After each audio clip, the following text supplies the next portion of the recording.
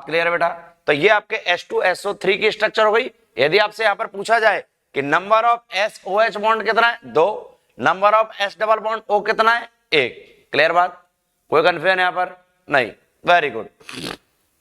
यहां पर अपन बात करते हैं आगे। अब एक बात आती है अपने पास pyro sulphurous acid, pyro sulphurous. तो बच्चों लास्ट क्लास में हम लोगों ने पढ़ा था ऑक्सी एसिड ऑफ सल्फर के बारे में, और ऑक्सी एसिड ऑफ सल्फर के बहुत सारी चीजें अपन कवर कर चुके थे। और आज हम लोग स्टार्ट कर रहे हैं ऑक्सी एसिड के कुछ सल्फर ऑक्सी एसिड्स है सल्फर के कुछ, और उसके बाद में हम आएंगे ऑक्सी एसिड्स ऑफ हेलोजेंस पर। तो देखते हैं बच्चों यहां पर ऑक्सी एसिड्स ऑफ सल्फर में, ऑक्सी एसिड ऑफ सल्फर में बहुत सारी बातें अपन कर चुके हैं। Oxy acid of sulphur, oxy acid of sulphur में बहुत सारी बातें कर चुके थे अपन। और ऑक्सी एसिड ऑफ सल्फर पर अपन एक बात और बताते हैं यहाँ पर कि पहली बात यहाँ बहुत सारे एग्जांपल अपन ले चुके थे। अब अपने पास बच रहा है एक सल्फ्यूरस एसिड। क्या बच रहा है बेटा, सल्फ्यूरस एसिड, सल्फ्यूरस एसिड। अब सल्फ्यूरस एसिड की बात करें तो बताइए लो ऑक्सीडेशन स्टेट में या हाई ऑक्सीडेशन स्टेट में। तो बेटा ये आपके अस आ रहा है, अस का मतलब लो ऑक्सीडेशन स्टेट और एक का मतलब हाई ऑक्सीडेशन स्टेट। यहां पर बताइए आपको इसका यदि हम लोग फॉर्मूला बात करें तो फॉर्मूला आएगा H2SO3। यदि H2SO4 होता है वो क्या होता है, सल्फ्यूरिक एसिड। तो H2SO3 क्या होगा, सल्फ्यूरस एसिड। क्या होगा, सल्फ्यूरस एसिड। अब बेटा यहां पर यदि अपन बात करें एन फैक्टर, मैंने आपको क्लास में सिखा रखा है एन फैक्टर बराबर क्या होगा, यहां पर कितना होगा n factor, 2। Number of hydrogen कम है किससे, नंबर ऑफ ऑक्सीजन से। तो यहां पर क्या लिखोगे बताइए, एन फैक्टर, एन फैक्टर बराबर 2, एन फैक्टर बराबर 2। तो यहां पर नंबर ऑफ OH भी कितने आएंगे, 2। नंबर ऑफ OH भी कितने आएंगे यहां पर, 2। तो सेंट्रल एटम कौन है यहां पर, सल्फर। कौन है बेटा सेंट्रल एटम, सल्फर। तो सल्फर सेंट्रल एटम हो गया, तो इससे कितने OH जुड़ेंगे, जितने एन फैक्टर है, 2 OH जुड़ गए यहां पर, 2 OH जुड़ गए यहां पर। अब क्या बच रहा है, एक ऑक्सीजन बच रही है। अब एक ऑक्सीजन बच रही है तो वो ऑक्सीजन में से किससे जुड़ेगी, डबल बॉन्ड से। अब सल्फर के वैलेंस शेल में कितने इलेक्ट्रॉन थे, 6। क्लियर बात। और अभी तक बॉन्ड बनाने में कितने यूज हुए, 4। तो यानी कि एक क्या बच रहा है यहां पर, लोन पेयर। क्या बच रहा है यहां पर, लोन पेयर। बात क्लियर है बेटा। तो ये आपके H2SO3 की स्ट्रक्चर हो गई। यदि आपसे यहां पर पूछा जाए कि नंबर ऑफ SOH बॉन्ड कितना है, 2, number of S double bond O कितना है, 1। क्लियर बात, कोई कंफ्यूजन यहां पर नहीं, वेरी गुड। यहां पर अपन बात करते हैं आगे। अब एक बात आती है अपने पास pyro sulphurous acid, pyro sulphurous, pyro sulphurous acid, pyro sulphurous acid और पायरो सल्फ्यूरस एसिड। ठीक है, तो यहां पर अपन बोलते हैं H2H2O5, H2H2O5। इसके लिए एक बात मैं आपको पहले सिखा देता हूं साइड में, यहां पर आपको पहले ही बताऊं, ये आगे भी काम आएगा। और जैसे मान लीजिए ऑक्सीजन अपॉन सल्फर का जो रेशो है वो यदि मान लीजिए 3.5 से कम आ जाए, ऑक्सीजन अपॉन सल्फर का रेशो 3.5 से कम आ जाए, तो ऑक्सी एसिड में SS लिंकेज होगा। कैसा लिंकेज होगा, SS लिंकेज, SS लिंकेज। यदि मान लीजिए ऑक्सीजन अपॉन सल्फर का जो रेशो है वो 3.5 आ जाए, ऑक्सीजन अपॉन सल्फर का रेशो आ जाए 3.5, तो यहां पर आएगा SOS लिंकेज, यहां पर आ जाएगा SOS लिंकेज। ठीक है। और यदि मान लीजिए यहां पर ऑक्सीजन अपॉन सल्फर का जो रेशो है वो 3.5 से ग्रेटर आ जाए, तो यहां पर आ जाएगा SOOS लिंकेज, SOS लिंकेज। ठीक है ना। और यहां पर इनके लिए क्या होना चाहिए, ऑक्सी एसिड, यदि इस फॉर्मूले को अप्लाई करा है, oxy acid having minimum 2 sulphur, यानी कि मिनिमम क्या होना चाहिए, 2 सल्फर तो होना ही चाहिए, मिनिमम 2 सल्फर, ये बात तो होनी चाहिए तब जाके। अब बताइए यहां पर इसको यदि अपन बात करेंगे यहाँ पर इस बात इसके लिए, तो ऑक्सीजन अपन सल्फर का रेशियो कितना आ रहा है यहाँ पर बताइए? ऑक्सीजन कितनी है 5, ऑक्सीजन अपन सल्फर का रेशियो यानी कि 5 डिवाइड बाय 2 बराबर 2.5। यानी कि आप ये बात तो पता लगा चुके कि यहाँ पर एसएस लिंकेज है। क्या बात पता लगा चुके आप यहाँ पर कि यहाँ पर एसएस लिंकेज है? बात क्लियर है बेटा? तो यहाँ पर देखिए एसएस लिंकेज हो गया। अब नंबर ऑफ हाइड्रोजन क्या है? कम, तो एन फैक्टर कितना है? 2। अब एन फैक्टर 2 है तो मैंने आपको बताया था क्या, एन फैक्टर 2 सेंट्रल एटम है तो कद्दू घटेगा, सब में बटेगा, बराबर बटेगा। तो एक सल्फर से कितने OH जुड़ेगा? एक इधर जोड़ दिया, दूसरे सल्फर से भी दूसरा OH जोड़ दिया, अब बचा क्या? 3 ऑक्सीजन। तो आपके एक डबल बॉन्ड ऑक्सीजन इधर, तो एक डबल बॉन्ड ऑक्सीजन इधर। अब एक ऑक्सीजन बच रही है, तो एक ऑक्सीजन बच रही है तो क्या करें यहाँ पर एक जगह डबल बॉन्ड बना दो तो दूसरी जगह क्या बन जाएगा? Automatic lone pair. ये हो गया आपके पायरो सल्फ्यूरस एसिड। क्या हो गया ये? Pyro sulphurous acid. यहां तक की बात क्लियर है बेटा सबको? वेरी गुड, बताइए, बोलो बेटा। चलिए आगे देखिए, यहां तक कोई दिक्कत नहीं किसी को? बहुत बढ़िया, आगे बढ़ा जाए, बढ़े आगे, बोलो गोविंदा बोलो, बढ़िया। हाँ भाऊ बताओ, चलो चलते। अब हमारे पास आता है oxy acid, oxy acid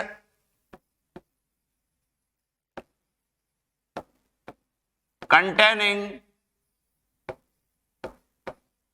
SS linkage, oxy acid containing SS linkage, यानी ऐसे ऑक्सी एसिड जिनमें SS लिंकेज होता है, ऐसे ऑक्सी एसिड जिनमें SS लिंकेज होता है। तो देखेंगे बेटा SS लिंकेज में एक आता है यहां पर पॉलीथायोनस। क्या आता है? पॉलीथायोनस। एक आता है यहां पर पॉलीथायोनस एसिड, पॉलीथायोनस एसिड, और एक आता है यहां पर पॉलीथायोनिक एसिड, पॉलीथायोनिक एसिड। लेकिन नाम से क्लियर है, थाया एसएस बॉन्ड होगा। थाया का मतलब एसएस बॉन्ड होगा, थाया का मतलब एसएस बॉन्ड होगा। पॉली मतलब एन होंगे और अस मतलब ऑक्सीडेशन स्टेट कम होगी।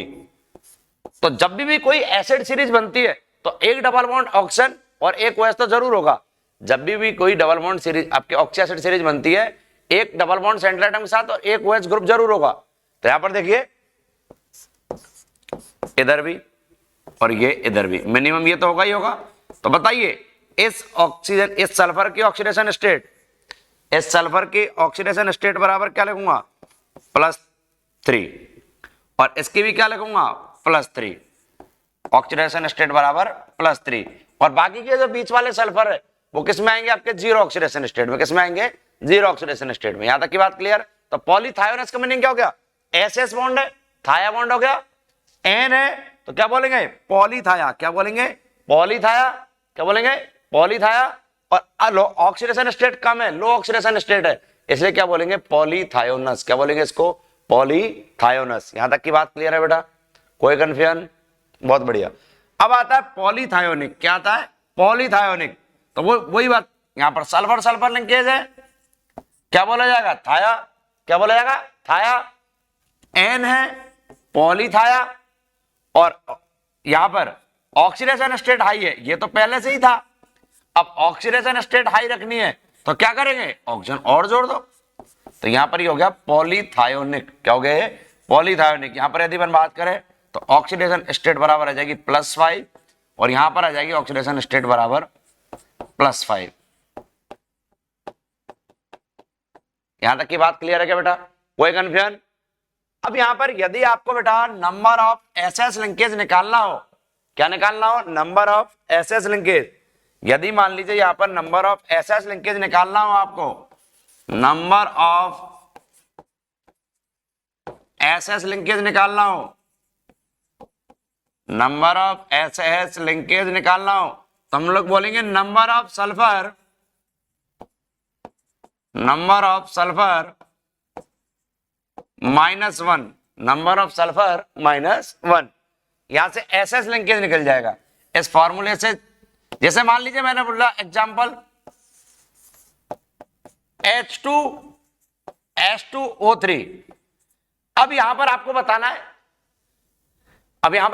है, सल्फर सल्फर लिंकेज कितने। अब पहली बात तो बेटा सल्फर सल्फर लिंकेज के लिए आपको क्या करना पड़ेगा, सल्फर सल्फर लिंकेज के लिए आपको पहले तो ये बताना पड़ेगा कि कितने सल्फर सल्फर लिंकेज है। उसके लिए सबसे पहले ये तो आइडेंटिफाई करो कि वहां पर सल्फर सल्फर बॉन्ड प्रेजेंट है या नहीं है। तो उसके लिए अपन ने क्या बताया था तरीका, ऑक्सीजन अपॉन सल्फर का रेशो, ऑक्सीजन अपॉन सल्फर का रेशो। यदि मान लीजिए 3.5 से कम आता है तो क्या होगा SS, 3.5 आता है तो क्या होगा SOS, और 3.5 से ज्यादा आता है तो क्या होगा SOOS। तो बेटा यहां पर क्या है, सल्फर ऑक्सीजन अपॉन सल्फर का रेशो 3.5 से कम ही आएगा।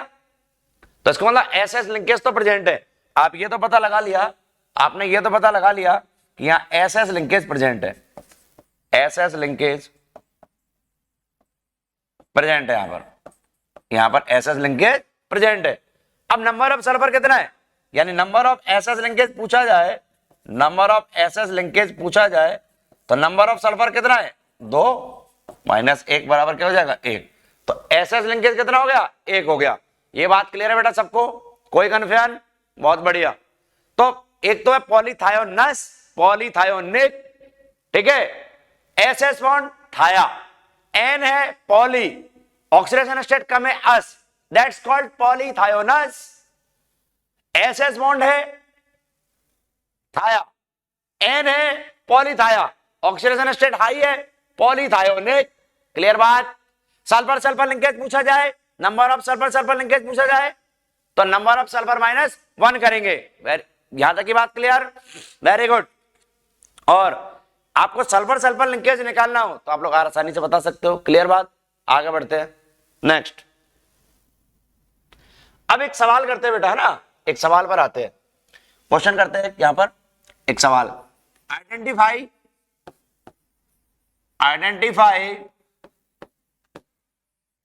Type of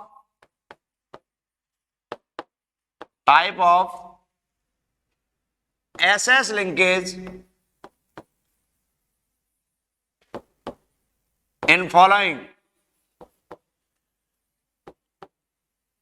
identify type of SS linkage in following, identify types of SS linkage in following।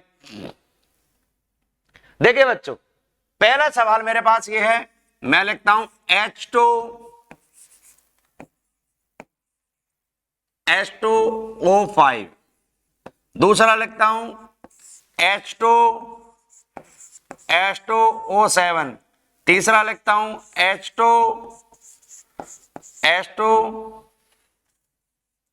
तीसरा लिखता हूं H2O8। ठीक है, तो देखो यहां पर ऑक्सीजन अपन सल्फर का रेशो, ऑक्सीजन अपन सल्फर का रेशो यहां पर भी, ऑक्सीजन अपन सल्फर का रेशो यहां पर भी, ऑक्सीजन अपन सल्फर का रेशो यहां पर भी। तो देखिए यहां पर देखिए ऑक्सीजन कितना 5 डिवाइड बाय 2 2.5। क्या ये 3.5 से कम है क्या बच्चों, क्या ये 3.5 से कम है क्या, ये 3.5 से कम है या नहीं है? तो इसका मतलब कौन सा बॉन्ड प्रेजेंट होगा बताओ, SS, SOS या SOOS? बोलो बेटा, बताइए सब लोग। वेरी गुड, कौन सा होगा SS। तो यहां पर क्या लिखेंगे, SS लिंकेज प्रेजेंट है। यहां पर कौन सा लिंकेज प्रेजेंट है, SS linkage present, SS linkage present. अगला यहां पर यदि हम बात करें तो 7 डिवाइड बाय 2, क्या यहां पर 3.5 आ रहा है क्या? और मैंने बोला था ऑक्सीजन अपॉन सल्फर का रेशो, ऑक्सीजन अपॉन सल्फर का रेशो जब 3.5 आ जाए तो क्या बोलोगे, कौन सा लिंकेज बोलोगे, SS, SOS या SOOS? कौन सा बताओगे, बताओ बताओ, चलिए आप बोलो क्या बताएंगे, बताओ। यहां पर SOS, क्या लिखेंगे यहां पर, SOS linkage present, SOS linkage present. Clear बात। चलिए आगे देखेंगे, यहां पर यहां पर देखेंगे आगे 8 डिवाइड बाई 2 3.5 से ज्यादा आ रहा है। 8 डिवाइड बाई 2 यहां पर आ गया 4।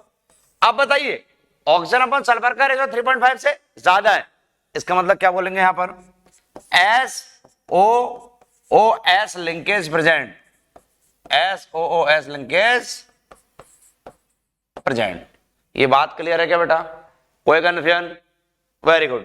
तो इस टाइप के सवाल कर लोगे क्या? अब आपको ये पता लगेगा पहले एसएस लिंकेज है, तभी तो आप थायोनस थायोनिक पे जाओगे कि नहीं जाओगे? बोले वेरी गुड, कर लेंगे ये बात, आगे बढ़ा जाए। चलिए यहां पर अगला सवाल करते हैं हम, क्वेश्चन करेंगे अगला। चलिए देखिए यहां पे अगला सवाल है मेरे पास, calculate number of SS linkage in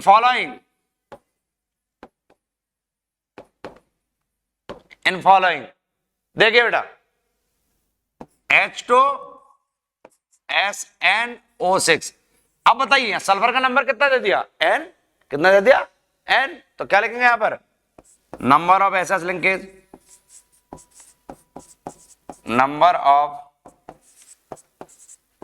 linkage बराबर N-1। यहां तक की बात क्लियर है बेटा? कोई कंफ्यूजन? बड़े सिंपल से सवाल आ रहे हैं बेटा, कोई दिक्कत नहीं, एग्जाम में ऐसे ही आते हैं नीट में सवाल, और आराम से आप सवाल सॉल्व कर सकते हो। बस ये है कि अप्रोच जो अपन ने बोला था, एक ही बात बोली थी कि ऑक्सी एसिड में बिल्कुल दिक्कत नहीं आएगी, आराम से सवाल सॉल्व हो जाएंगे, मजा आ रहा है ना ऑक्सी एसिड में। रीजन क्या? आप बिल्कुल अलग लेवल पर चल रहे हो। अलग लेवल बोले तो आपने ऑक्सी एसिड का पूरा खात्मा किससे किया? एन फैक्टर से। किससे किया? N factor. अब जो एन फैक्टर से कर पाएगा वो स्ट्रक्चर में कोई दिक्कत ही नहीं है, और जिसने समझा हुआ है एन फैक्टर से तो आराम से बन जाएगा। तो एन फैक्टर का इंपॉर्टेंस कितना है आप देख पा रहे हो। ऑक्सी एसिड में आपको कोई स्ट्रक्चर याद करने की जरूरत नहीं है, आराम से स्ट्रक्चर बनती है। और एनसीईआरटी के सारे जो टेबल के सवाल है जिन पर कोई हाथ नहीं मारते हैं और उस पर नीट हाथ मारता है, वहीं से सवाल आता है नीट में, तो उन सवालों को आपने आसानी से सॉल्व कर लिया है। बहुत बढ़िया, कोई कंफ्यूजन? चलिए आगे बढ़ते हैं। तो ये तो बात है यहां तक के ऑक्सी एसिड ऑफ सल्फर की। कहां तक की बात हो गई है? ऑक्सी एसिड ऑफ सल्फर तक की ये बात हो गई। क्लियर बात? चलिए नेक्स्ट अब हम लोग आते हैं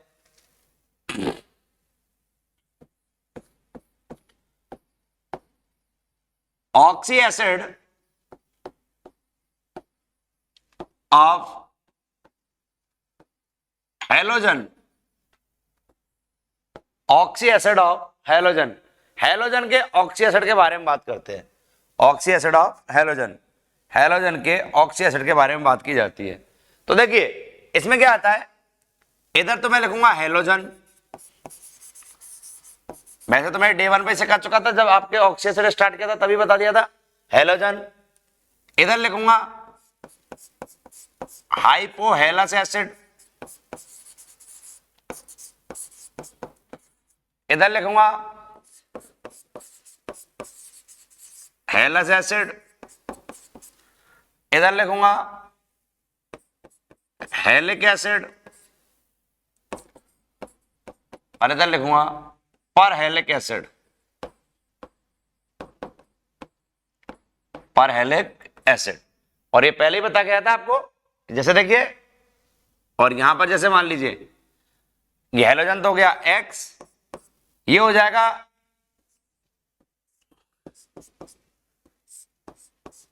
HOX, ये हो गया हेलस एसिड X,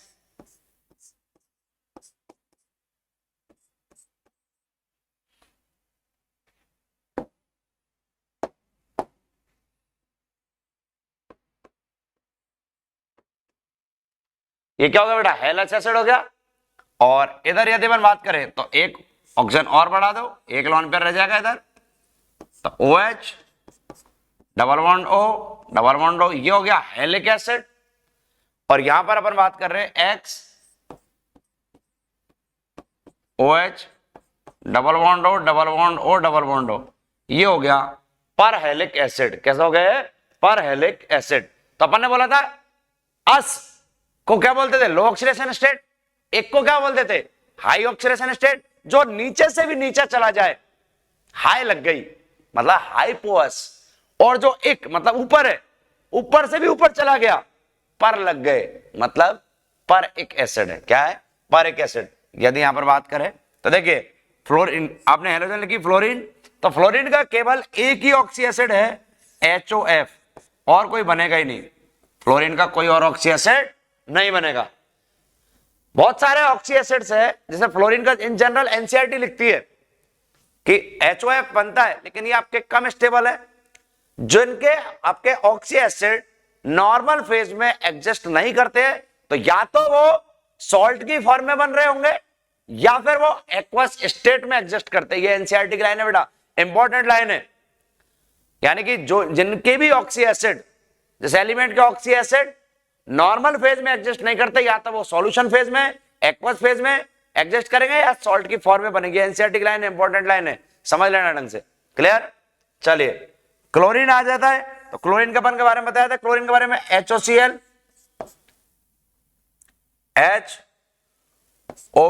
HClO2, HClO3 और HClO4।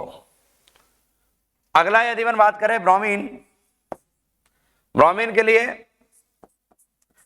HOBr, ये नहीं बनाएगा, HBrO3 और HBrO4। और आयोडीन के लिए भी लिखेंगे सेम बात, HOI,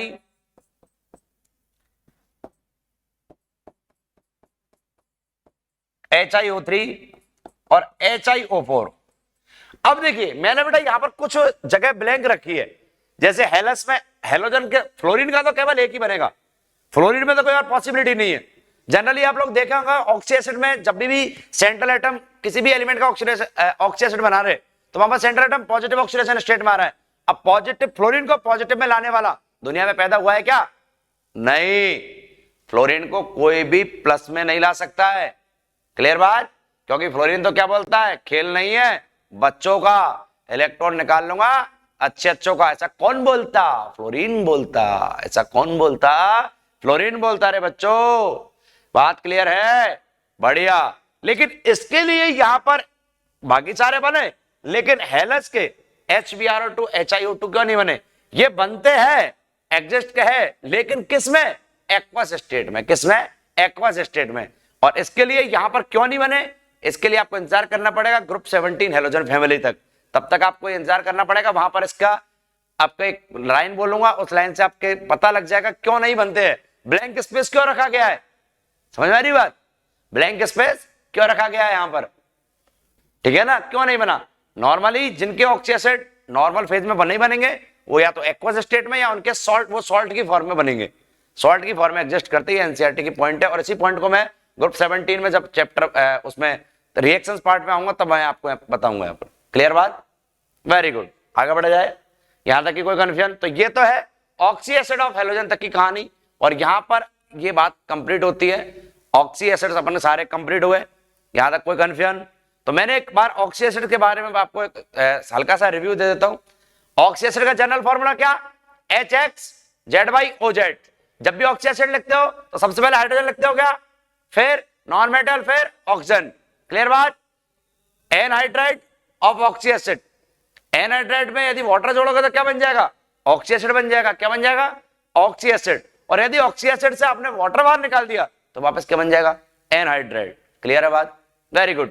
सबसे पहली बात अपन ने बोला था एन फैक्टर, क्या यहां पर एन फैक्टर जो है पूरे ऑक्सी एसिड का माई बाप है। पूरे ऑक्सी एसिड का माई बाप कौन है? N factor. वो मैंने आपको सिखाया था, नंबर ऑफ हाइड्रोजन कम है नंबर ऑफ ऑक्सीजन से, तो नंबर ऑफ हाइड्रोजन के बराबर एन फैक्टर। जैसे just like H2SO4 H3PO4, hydrogen कम ऑक्सीजन ज्यादा, तो एन फैक्टर किसके बराबर? हाइड्रोजन के बराबर। और यदि नंबर ऑफ हाइड्रोजन ग्रेटर है या नंबर ऑफ हाइड्रोजन बराबर है किसके? ऑक्सीजन के, तो ऑक्सीजन -1 करेंगे। इससे अपन सॉल्व करते हैं। जितना एन फैक्टर आता है बेटा उतने ही OH होते हैं। ठीक है ना? तो उसके भी यहाँ पर हम लोग उसके स्ट्रक्चर ड्रॉ कर सकते हैं। फिर अपन ने ऑक्सीजन एसिड पे बोला था पायरो के लिए, सुनो यारो 2 से पारो और सुनो बेटा 1 से मेटा, यानी 2 मोल ऑक्सीजन एसिड से 1 मोल वाटर बाहर निकाला तो अपन ने क्या बोला था पायरो एसिड, और 1 मोल से 1 मोल वाटर बाहर निकाला तो मेटा एसिड, 2 मोल से 2 मोल वाटर बाहर निकाले तो डाइमेटा एसिड, 3 से 3 बाहर निकाले तो ट्राइमेटा एसिड, और n मोल से n मोल बाहर निकाले तो पॉलीमेटा एसिड। बात क्लियर है क्या? कोई कंफ्यूजन? बनने बात क्लियर। अब आगे बात करते हैं। फिर अपन आए थे पर एसिड पर एसिड मतलब oxygen oxygen single bond -1 charge होना जरूरी है, -1 चार्ज होना जरूरी है। यहां तक की बात क्लियर है बेटा? कोई कंफ्यूजन, कोई आपत्ति, कोई परेशानी, समस्या नहीं? बहुत बढ़िया, ठीक है। और अब मैं आपसे एक बात पूछने जा रहा हूं यहां पर कि बेटा जैसे मैंने आपसे पूछा कि एक आता था अपने पास हाइपो, अस में से ऑक्सीजन कम कर दी हाइपोअस और एक में से कम कर दी तो हाइपोइक, और इनके भी यहां पर अपन ने सारे सल्फर के, फास्फोरस के, नाइट्रोजन के, इन सब के ऑक्सीजन एसिड्स के बारे में बातें की थी। यहां तक की बात क्लियर है सबको? कोई आपत्ति, कोई परेशानी, कोई समस्या? वेरी गुड, डन है। तो ये बात हुई किसके? ऑक्सी एसिड की। अब अपन नेक्स्ट टॉपिक स्टार्ट करेंगे हाइड्रोलाइसिस। क्या स्टार्ट करेंगे? हाइड्रोलाइसिस। और ये हेलोजन के ऑक्सी एसिड है सामने, तो हेलोजन के कोई एलिमेंट 4 ऑक्सीडेशन स्टेट में ऑक्सी एसिड बनाता है तो सबसे नीचे वाला होता है हाइपो, उससे ऊपर वाला अस, उससे ऊपर वाला एक, और सबसे ऊपर वाला पर एक। जैसे फास्फोरस 3 में बनाता है +1 +3 +5, तो क्या लिखेंगे? +1 वाला हाइपोअस, +3 वाला अस, +5 वाला एक। सल्फर 2 में बनाता है इन जनरल +4 +6, तो +4 वाला अस, +6 वाला एक, ठीक है। बोरॉन हो गया, सिलिकॉन हो गया, सब एक में बनाते हैं तो उनको एक एसिड ही बनाएंगे वो केवल। क्या बोरॉन का कभी बोरस एसिड पढ़ा है क्या? नहीं, ओनली बोरिक एसिड। सिलिकॉन का सिलिसिक एसिड। यहां तक की बात क्लियर है बेटा? वेरी गुड, बहुत बढ़िया। अब आगे आते हैं हम लोग हाइड्रोलाइसिस। नेक्स्ट टॉपिक स्टार्ट करेंगे।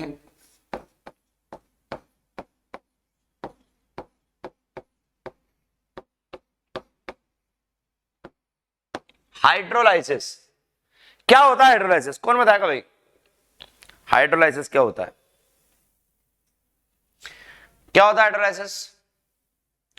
हाइड्रोलाइसिस का मतलब है बेटा reaction of water with covalent compound, यानी कोवेलेंट कंपाउंड के साथ वाटर की जो रिएक्शन है उसी को अपन बोल रहे हैं हाइड्रोलाइसिस। क्या बोल रहे हैं उसको? हाइड्रोलाइसिस। आयनिक कंपाउंड नहीं बोल रहे। आयनिक कंपाउंड तो क्या हो जाएगा? आयोनाइज्ड हो जाएगा। कैसा हो जाएगा? आयोनाइज्ड। इक्विलिब्रियम में पढ़ते हो आप लोग, मैं बोल रहा हूं आपके हाइड्रोलाइसिस, वहीं पर पढ़ते हो आप हमेशा। हाइड्रोलाइसिस के बारे में बात करते हैं, सॉल्ट हाइड्रोलाइसिस। तो यहां पर भी मैं एक बात बोल रहा हूं, reaction of water, reaction of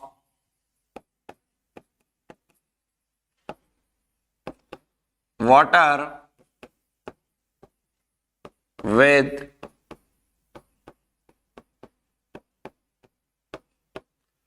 covalent compound. Hydrolysis है reaction of water with covalent compound, यानी किसी भी कोवेलेंट कंपाउंड के साथ वाटर की जो रिएक्शन है वो क्या होगी? हाइड्रोलाइसिस होगी। क्या होगी वो? हाइड्रोलाइसिस। क्लियर बात? चलिए दूसरी बात क्या, ये जो हाइड्रोलाइसिस है प्रोसीड वाया SN2 मैकेनिज्म। ओहो बढ़िया, मैकेनिज्म भी आ गई यहां पर, बढ़िया शानदार। SN2 मैकेनिज्म, SN2 का मतलब by molecular nucleophilic substitution, SN2, ठीक है। ऑर्गेनिक में भी आता है। और पूरा हाइड्रोलाइसिस मैकेनिज्म, किसी भी कोई भी हाइड्रोलाइसिस कोई रिएक्शन याद नहीं करनी है, सारी की सारी एक ही मैकेनिज्म पर फॉलो होगी और वो है SN2 मैकेनिज्म। आज तक जो रिएक्शन याद करते आए वो रिएक्शन याद नहीं करनी है, पूरा मैकेनिस्टिक पार्ट चलता है यहां पर। SN2 मैकेनिज्म से पूरी हाइड्रोलाइसिस कंप्लीट होगा। देखेंगे अगला, अगले बात 1 atom for hydrolysis, extent of hydrolysis, ऐसा लिख सकते हैं extent of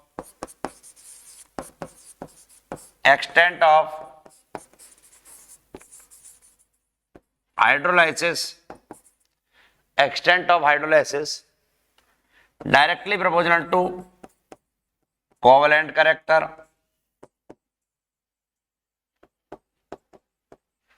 or inversely proportional to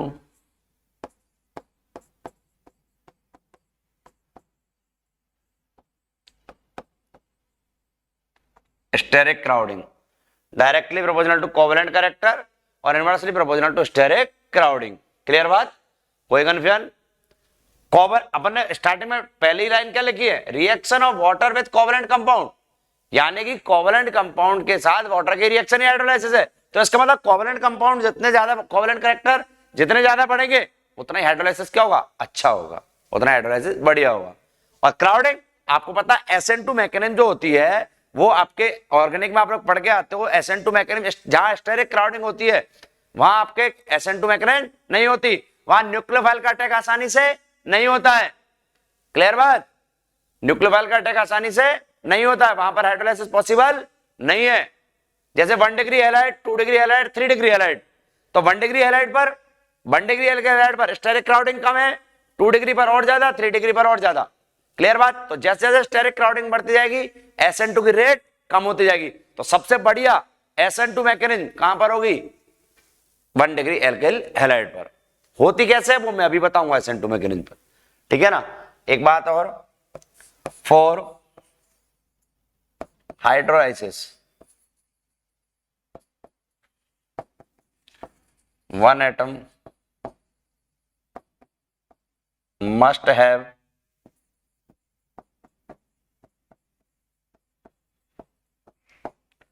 vacant orbital oblique positive charge. या तो वैकेंट ऑर्बिटल हो और या क्या हो उसके पास? पॉजिटिव चार्ज हो.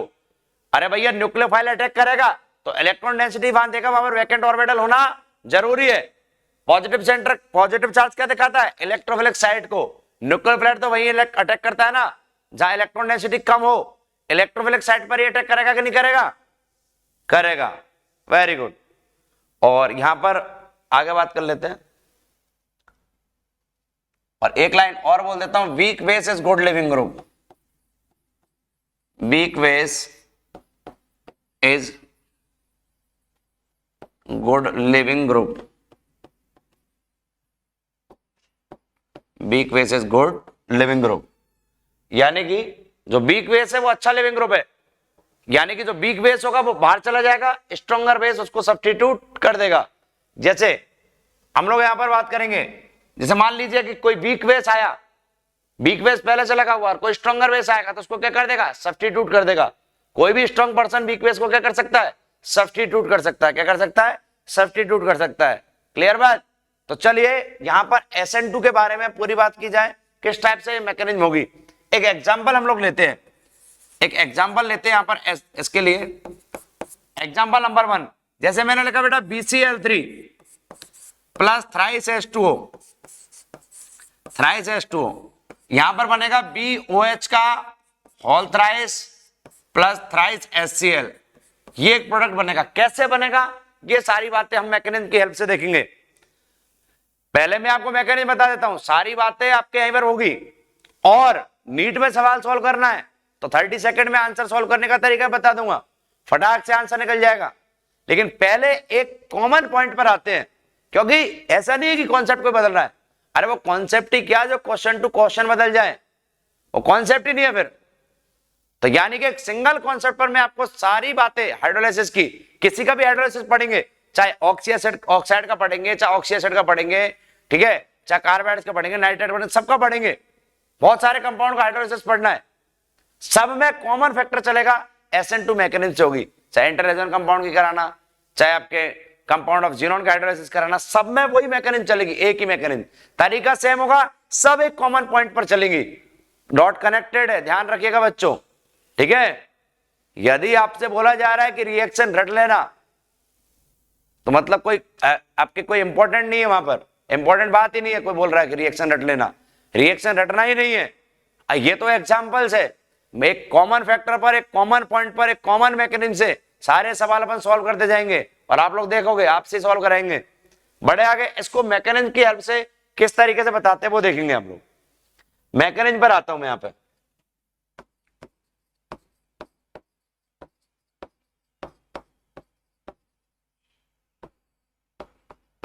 मैकेनिज्म पर आता हूं, देखेंगे बेटा।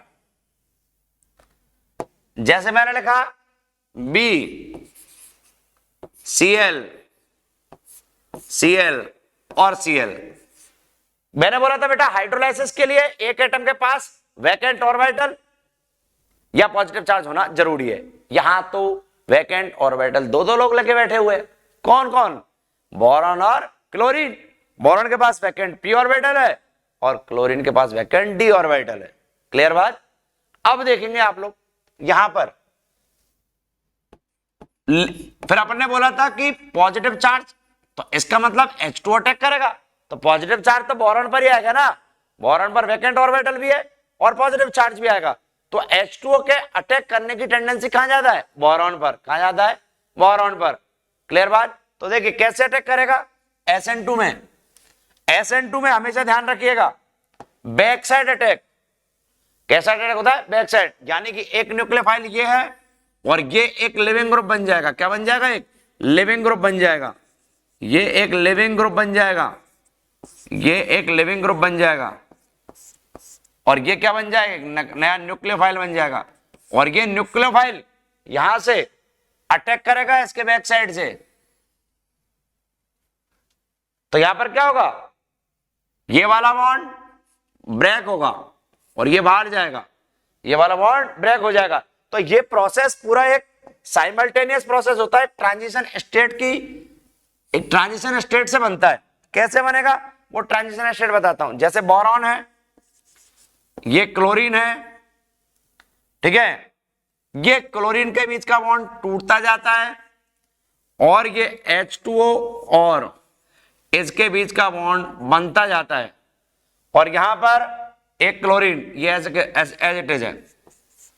अब मुझे बताइए यहां पर क्या यहां पर बोरॉन का हाइब्रिडाइजेशन, पहले वाले केस में इसमें बोरॉन का हाइब्रिडाइजेशन, इस बोरॉन का जो हाइब्रिडाइजेशन है, इस बोरॉन का जो हाइब्रिडाइजेशन है, इस बोरॉन का हाइब्रिडाइजेशन क्या नजर आ रहा है? यहां पर sp2 हाइब्रिडाइजेशन क्या नजर आ रहा है बेटा?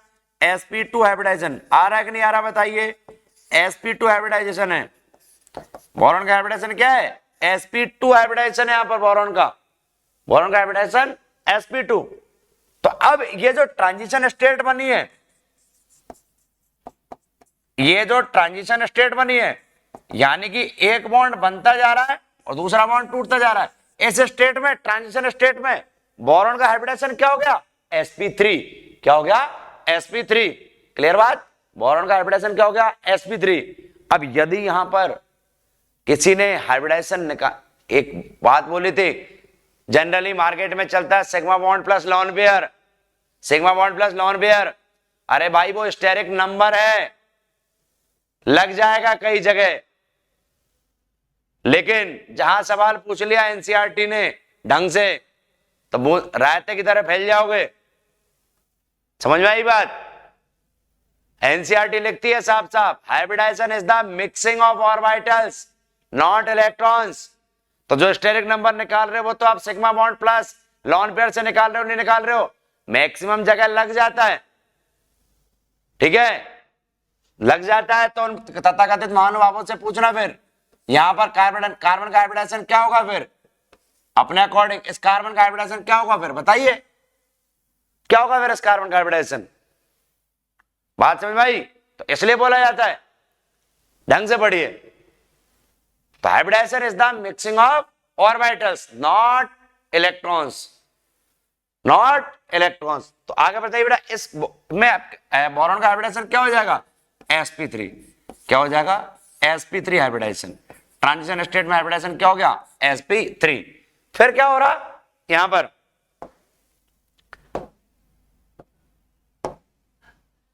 ये बोरॉन यानी -Cl- हो गया, ये वाला स्टेप। अब एक बात समझिए, इसको जाने की जल्दी, अटैक करने की जल्दी और इसको आपके बाहर निकलने की। तो क्या बाहर निकल, ये आसानी से बाहर जा नहीं रहा है और इसको आने की जल्दी है। क्या इस स्टेप में दोनों की औकात पता लग रही है क्या? तो ये स्टेप कैसा हो जाएगा? स्लो स्टेप है, आरडीएस है, औकात डिटरमिनिंग स्टेप बोलते हैं, आरडीएस औकात डिटरमिनिंग स्टेप। भाई यहां पर यदि अपन बात करें तो अब मुझे एक बात बताओ, ये SN2 है या नहीं?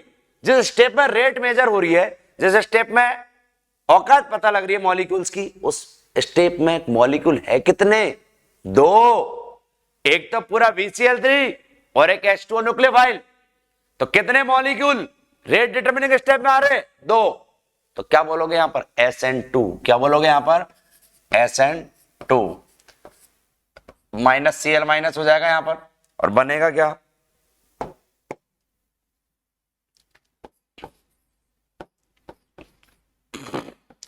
OH और ये OH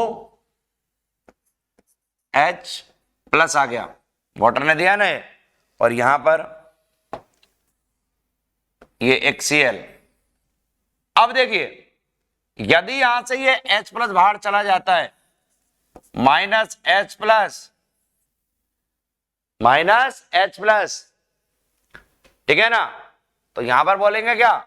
बोरॉन, क्लोरीन, OH और ये Cl। अब ये काम अपन ने एक बार किया, ये काम अपन वापस आपके वापस अपन दोबारा करा देते हैं। यानी कि मैं यहां पर ऐसा लिख दूं कि प्लस 2H2O, यदि 2H2O और ले लो तो माइनस 2HCl, और यहां पर क्या हो जाएगा? बन जाएगा BOH का होल थ्राइस। जो प्रोसेस अपन ने एक बार कराया, H2 को अटैक कराया, Cl बाहर, फिर वापस अपन ने H प्लस बाहर निकाल दिया, तो ये काम अपन 2 बार और रिपीट कर सकते हैं। ये काम अपन 2 बार और रिपीट कर सकते हैं। तो यहां पर क्या हो जाएगा? बोरिक एसिड बन जाएगा बेटा। क्या बन जाएगा? Boric acid. क्या बन जाएगा? Boric acid. यहां तक की बात क्लियर है क्या? चलिए आगे बढ़ते हैं बेटा, ठीक है। अब मैंने आपको जो सिंपलेस्ट तरीका क्या बताया, यहां पर देखो BCl3 प्लस थ्राइस H2O, देखिए हाइड्रोलिसिस हो रहा है। अल्टीमेटली हाइड्रोलिसिस में OH ही तो आके जुड़ रहा है, नहीं जुड़ रहा है? OH का मतलब alcohol, OH alcoholic group, OH group alcoholic group. OH कहां जाएगा? जहां खाली गिलास होगा। खाली गिलास बोले तो वैकेंट ऑर्बिटल। अब यहां तो दोनों लोग खाली गिलास लेके बैठे हैं, बोरॉन और क्लोरीन, ठीक है। तो उसके पास जाएगा जिस पर तलब ज्यादा है। तलब किस पर ज्यादा होगी? जिस पर पॉजिटिव चार्ज ज्यादा। तो अब OH किसके पास जाएगा? बोरॉन के पास। बोरॉन पर पॉजिटिव चार्ज है। तो मैं एक बात बोलता हूं, जिस पर जितने प्लस उतने OH चिपका दो। क्या बोरॉन पर +3 चार्ज आ रहा है कि नहीं आ रहा है? तो हाइड्रोलिसिस के बाद बोरॉन पर 3 OH चिपका दो। जिस पर जितने प्लस उतने OH चिपका दो, और जिस पर जितने माइनस उतने H चिपका दो। Cl पर -1 है तो क्या चिपका दिया आपने? Thrice HCl। बच्चों बात क्लियर है क्या? तो इसी पर बेस्ड एक और सवाल बता दो फिर। एग्जाम्पल नंबर 2 बता दो। BeCl2 प्लस ट्वाइस H2O, बताइए। अब यहां पर बेरिलियम के पास में भी वैकेंट ऑर्बिटल है, यहां पर बेरिलियम के पास में भी वैकेंट ऑर्बिटल है, बेरिलियम के पास में वैकेंट ऑर्बिटल है, क्लोरीन के पास में भी है। तो बताओ यहां पर किसके पास जाएगा? बेरिलियम के पास, क्योंकि पॉजिटिव चार्ज किसके पास है? बेरिलियम के पास। तो मैंने क्या बोला? जिस पर जितने प्लस उतने OH चिपका दो। तो यहां पर लिखोगे BeOH का whole twice plus twice HCl। Very good, यहां तक की बात क्लियर। तो बेटा आज यहीं तक रखते हैं, बाकी चीजें करेंगे नेक्स्ट टर्न पर, ठीक है। मिलते हैं अगले लेक्चर में। All the best.